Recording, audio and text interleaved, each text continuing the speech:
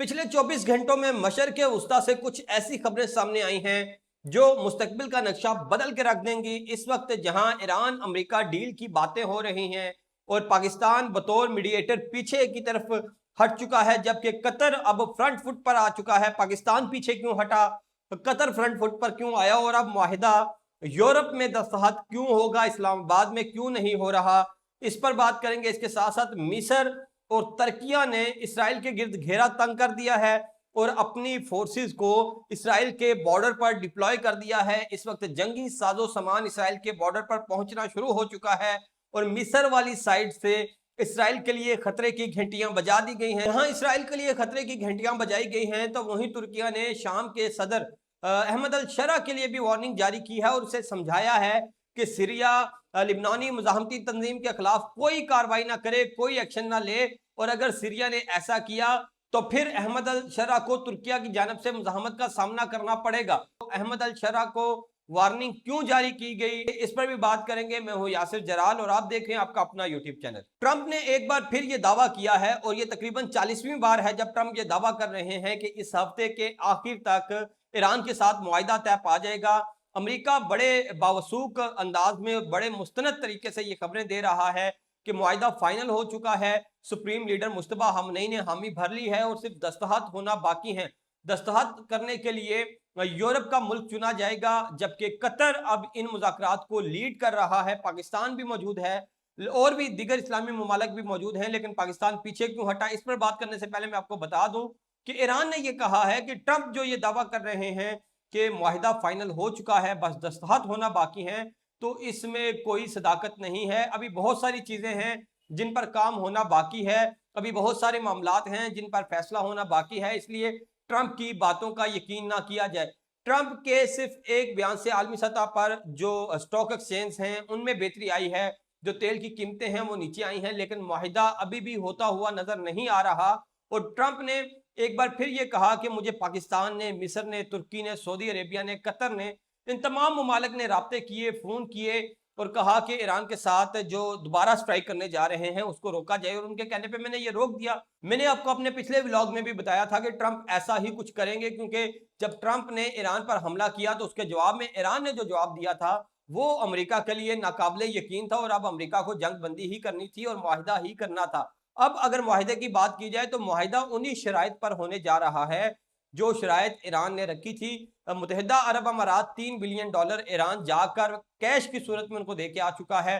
Qatar $12 billion Iran को देने जा रहा है और अब कतर मुज़ाकरात को लीड कर रहा है। यहाँ पे कुछ प्रोपेगेंडा अनासर ये कह रहे हैं कि पाकिस्तान पीछे चला गया, तो मामला ये है कि कतर इसलिए फ्रंट फुट पे आया, कतर इसलिए लीडिंग पोजीशन में आया क्योंकि कतर के पास $12 बिलियन ईरानी मुंजमद पड़े थे, और जब तक कतर उन डॉलर्स को ईरान के हवाले नहीं करेगा मामलात आगे नहीं बढ़ेंगे। इसलिए फिर मामला अब कतर की कोर्ट में जा चुका था। कतर के पास अब इस मामले को सुलझाने की कुंजी थी, तो पाकिस्तान ने अब ये बॉल कतर के पास कर दी कि अब आप जाने, ईरान को $12 बिलियन दें, हमने सारे मामला तय करवा दिए।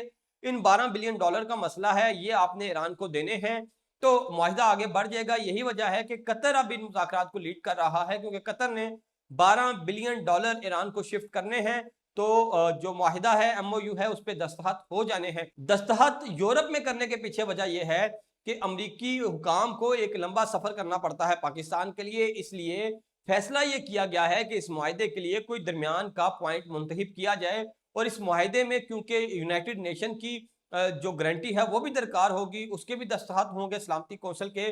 तो यही वजह है कि दुनिया के तमाम ममालिक के लिए जो लोग इस मुआहिदे में शामिल होंगे उनके लिए एक सेंटर पॉइंट मुंतखब किया जा रहा है, और वो सेंटर पॉइंट यूरोप बनता है। ईरानी वफद यूरोप जाएगा, अमरीकी वफद यूरोप आएगा, और जो यूनाइटेड नेशन के हुकाम हैं और फिर जो दूसरे ममालिक से लोग हैं वो भी इस मुआहिदे की तकरीब में यूरोप पहुंचेंगे और जेडी वेंस के साथ ये मुआहिदा तय पाया जाएगा। ये अब तक की तफसीलात सामने आई हैं, लेकिन ईरान अब तक ये कह रहा है कि वो मुआहिदे के लिए मुकम्मल तौर पर तैयार नहीं है।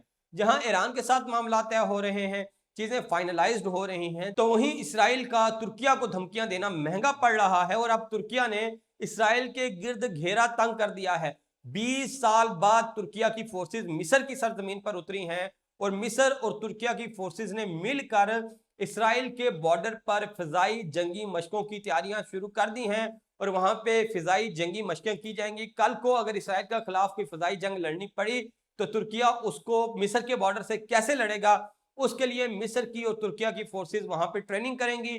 तुर्किया की और मिस्र की बहरिया आपस में मशकें कर रही हैं, फौजें आपस में मशकें कर रही हैं। और इस वक्त तुर्किया बिल्कुल इसराइल के सर पर जाके बैठ चुका है। मिस्र में तुर्किया मौजूद है और सीरिया में भी तुर्किया की फौजें मौजूद हैं, उसके एयर डिफेंस सिस्टम मौजूद हैं। और अब तुर्किया ने शाम के सदर अहमद अल शरा को वार्निंग जारी की है कि तुम लबनानी मज़ाहमती तंजीम के खिलाफ कोई कार्रवाई नहीं करोगे, क्योंकि ट्रंप ने यह ऐलान किया था कि अब वो शाम की हुकूमत की मदद से लबनानी मज़ाहमती तंजीम को कुचलेंगे और उसके खिलाफ एक्शन करवाएंगे। लेकिन तुर्किया ने अहमद अल शरा को रोक दिया है, क्योंकि तुर्किया का ये मानना है कि अगर लबनानी मज़ाहमती तंजीम को भी कमज़ोर कर दिया गया तो फिर जो इसराइल है उसको रोकना नामुमकिन हो जाएगा। अब तक इसराइल को लबनानी मज़ाहमती तंजीम ने नथ डाली हुई है और हमें उसको सपोर्ट करते रहना चाहिए ताकि इसराइल के खिलाफ एक रेजिस्टेंस का महाज खुला रहे।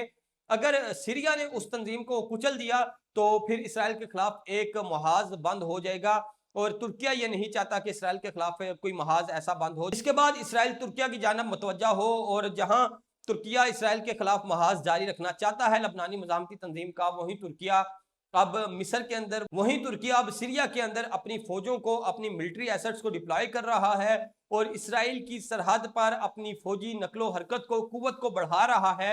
कल को अगर इसराइल शरारत करता है तो तुर्किया उसको बेहतर जवाब दे सके, क्योंकि इसराइल ने वाज़ेह कर दिया है कि तुर्किया अब दूसरा ईरान बनेगा, जिसके जवाब में तुर्किया ने यह कह दिया है कि हम ईरान नहीं हैं, ना हम माशी तौर पर कमज़ोर हैं और ना हम जंगी तौर पर कमज़ोर हैं। हमारे पास दुनिया की बेहतरीन फौज है, हमारे पास दुनिया के बेहतरीन वेपन हैं, हमारे पास दुनिया के बेहतरीन जहाज, एयर डिफेंस सिस्टम, मिसाइल और बम हैं और हम तुम्हें ऐसा सबक सिखाएंगे कि तुम्हारी नस्लें इस सबक को याद रखने के लिए बाकी नहीं बचेंगी। और तुर्किया ने अब जो इकदाम उठाना शुरू किए हैं इसराइल के लिए खतरे की घंटियां बज चुकी हैं। खतरे की घंटियां इसलिए भी हैं कि जहां नेतन्याहू ट्रंप के करीबी और काबिल एतमाद हैं, तो वहीं ट्रंप के लिए तैयब उर्दगान भी बड़े अहम हैं। तुर्किया नेटो का भी मेंबर मुल्क है, तो इसलिए ट्रंप को बड़ा सोच विचार के कदम उठाना पड़ेगा तुर्किया और इसराइल के मामले में। अब तक की तफसीलात के मुताबिक तुर्किया ने इसराइल को घेर लिया है और उसकी नाकाबंदी को मजीद सख्त कर रहा है तुर्किया। आने वाले वक्त में आपको तुर्किया बामुकाबला इसराइल नजर आ सकता है। ईरान अमेरिका जो हतमी मुआहिदा है उसके ऊपर ताहाल काले बादल हैं और जो खबरें आ रही हैं मुझे नहीं लगता कि वो मंतकी इंजाम तक पहुंचेंगी। ये थी अब तक की तफसीलात। कमेंट बॉक्स में आप लाजमी बताएं कि आप क्या समझते हैं कि अब ईरान और अमेरिका का माहिदा हो जाएगा या नहीं होगा, और कतर का बतौर मीडिएटर फ्रंट फुट पे आना, इसको आप कैसे देखते हैं ये भी बताएं। अब तक के लिए इतना ही। यूट्यूब पर देख रहे हैं तो सब्सक्राइब करें, फेसबुक, इंस्टा, टिकटॉक और ट्विटर पर देख रहे हैं तो फॉलो कीजिए। मुझे इजाज़त दीजिए। अल्लाह हाफिज़।